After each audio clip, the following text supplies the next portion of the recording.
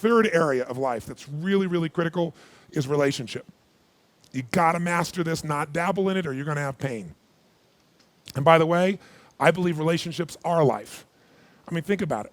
What are the most important relationships in life? Your relationship with those you love, your relationship with your creator, your relationship with yourself. If you had to do an inverted pyramid of importance, where the peak of it, the most intense part of it, the base of your life, what relationship probably has the ability to give you the most pain or pleasure in your life? Anybody know? Your intimate relationship.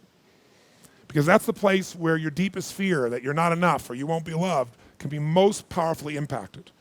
Many people say, my kids, but the truth of the matter is your kids are a more certain love. In fact, many people have children purely out of the idea that then they can't get away. They're gonna love me because they're dependent upon me, they're my blood. But of course that can change too as they go through different stages of life. But if you're thinking about your intimate relationships, where would you score at 0 to 10? If you don't have one, it's called 0, okay?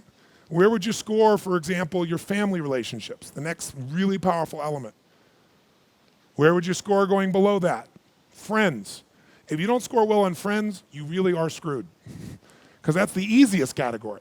Because with friends, you give them the most latitude, don't you? You have the fewest rules. You have much more rules for your lover or for your husband or your wife than you ever do for a friend. That's why the friend seems to do well. They have less rules they can break.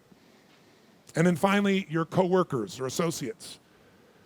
If you had to amalgamate that, but giving the highest value to the intimate relationship, next to family, right, then friends, then to others, what would you give yourself a score on 0 to 10? And again, this is not my standard, this is yours. Your idea of what a 10 would be in all relationships versus where you really are. Where would you put yourself? Write it down so you're honest.